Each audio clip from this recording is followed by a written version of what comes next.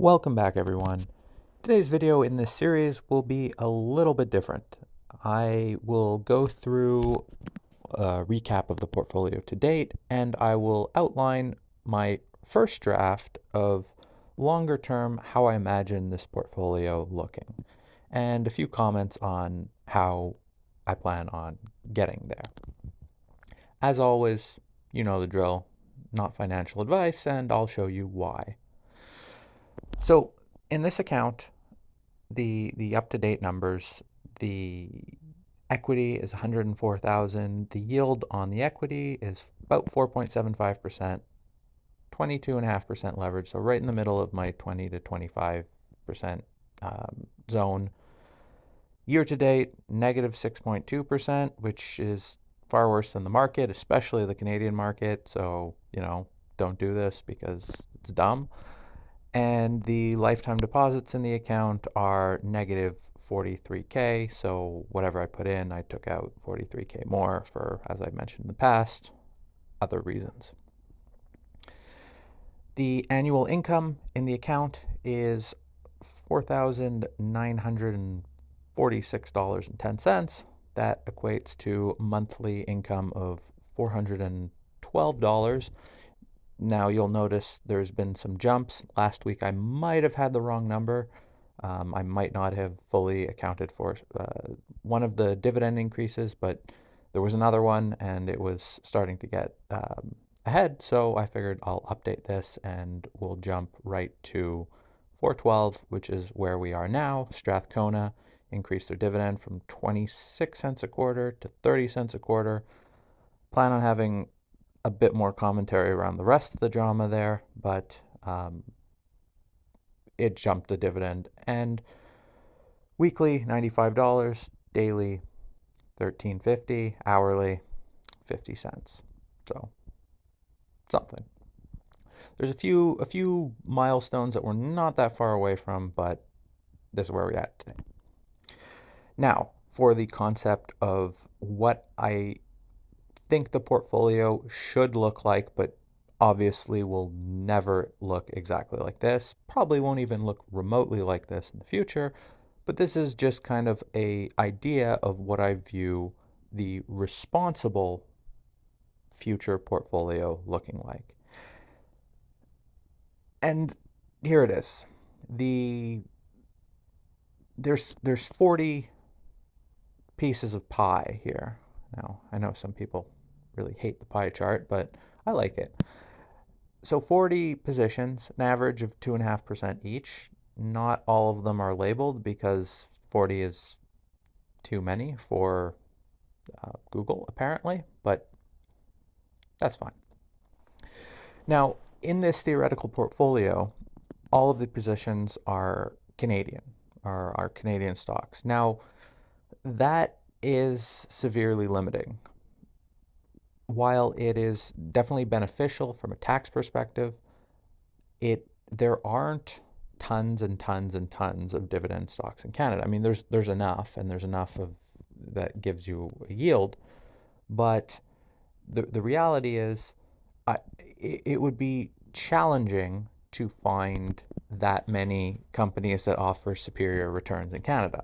And plus, if you narrow down the sectors further, you could see I have, there's only three show up here, but 4 banks, a few asset managers, a few industrials, a few technology companies, a few real estate plays, insurance, some railways, and a few other miscellaneous things. There's a few energy stocks, a few other financials, some food stocks, but just an overall me scanning the list of Canada and stocks that I could conceivably think that would be good to own in a few sectors, and roughly how many might appear there someday.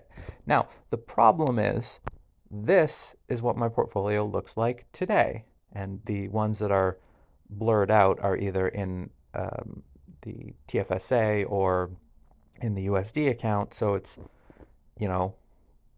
nothing, not at all like what it looks like in the other thing. And this doesn't include the leverage, so that and the other account, so the middle numbers are, of course, wrong. So yeah, there's a lot of work left to do.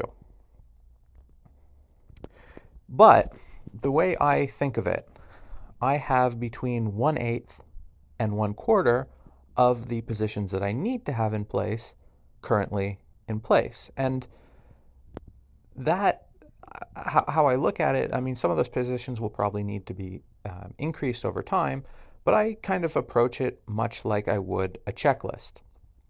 Um, Basically, I like deploying enough into a position that I have enough of that position that it can grow for itself and pay me perhaps some dividends while I deploy the new cash into a new position, and basically check off the list one by one until I have 40 of adequate size. Now, that doesn't always work, and sometimes things move away and you can't just deploy forever, but that's mentally how I have been approaching it. I'll probably change somewhat over time as there's harder to deploy and deploying incremental amounts. Now, those 40 positions would have, 40 decent positions. On average, pay out $150 a month, which is the longer term plan. Now, as I mentioned, there's roughly maybe 150, maybe 200 stocks in Canada that pay dividends, and a whole bunch of them are not necessarily the greatest. So finding 40 stocks in Canada will probably be a challenge. And it, I feel like TD is the perfect example here, where I have TD in the portfolio, but it barely met the minimum return threshold that I had, and basically everything was going wrong at the time. And then it met the threshold for like a week before it went higher and didn't really meet the threshold. So in this portfolio, for example, I have like 4 banks, and I'm like, I don't know when I will be able to get to the banks and when I will be able to deploy enough capital. So it's going to be a challenge, but we'll see over time. We'll see what I can do, and we'll see, because it probably won't get to, it'll take a long time.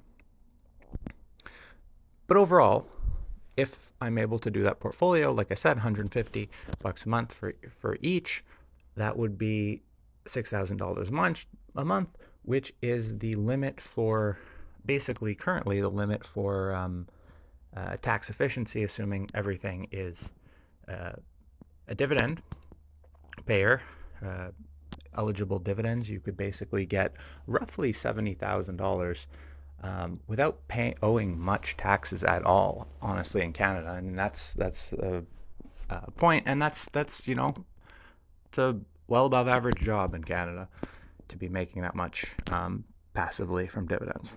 Now, assuming a similar yield to today, that amount would take about $1.5 million to achieve. Now, obviously, that is 15 times what's currently in the account, so nowhere soon. But that would be a point where you could see an account to potentially live off of, assuming there's some benefits or some backup elsewhere. Now, the other different thing I have this week is the buys of the week. So I was going to split it last week, and then I logged in, and the other thing I was going to buy was up a bunch, and I was like, well, why? So I bought 10 shares of Propel last week, and I also will add that next week I'm also going to buy 10 more shares of Propel, most likely. In this spot of this video next week, I probably will have something different to say, because I've basically already decided on that. And given that I've spoken about it a few times, and I'm speaking out about it again today, don't want to just keep saying this similar things. But that will take the number of Propel shares to 30. And I continue to see it as something that just generates very high return on equity and has a long potential growth runway if they are able to execute, which so far in the locations that they have entered, they have seemed to be able to execute. So as I kind of showed in the portfolio before, this would kind of be in the subprime sector. So I'm trying to get it up to, if not a large enough position, at least a target weight in the portfolio now. Now, I'm kind of reminded of the fact that I dislike necessarily chasing results, which I feel like I am here. And, I'm so happy that I'm doing this publicly. So you get to watch me start buying an irrelevant amount at what seems like a decent time and then FOMO into buying more higher, which is always fun to do it publicly and look amateurish. But nothing. That's basically what I'm doing. That said, I'm really hoping that this can continue to execute for the long term.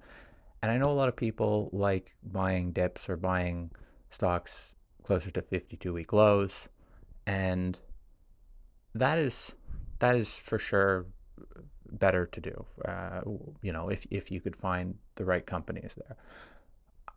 I find though that better companies often spend a whole lot more time off of the 52-week lows, and by the time they get there, there's something going wrong. And hopefully there can be long stretches of things not going wrong where they're not dipping. And obviously there was a big move down after some results a while ago, and that could happen again. And that's why it's all right that I'm buying a little bit incrementally. But I hope that continues while I continue buying. But longer term, if this goes well, I think the company could go substantially higher, and so I'm okay with continuing to buy last week, this week, and onwards. This isn't this is more of a case definitely where I'm chasing results rather than buying cheap assets. Hopefully it doesn't go too poorly anyway. But that's it for today. Thanks for watching, everyone, and until next time, have a great day.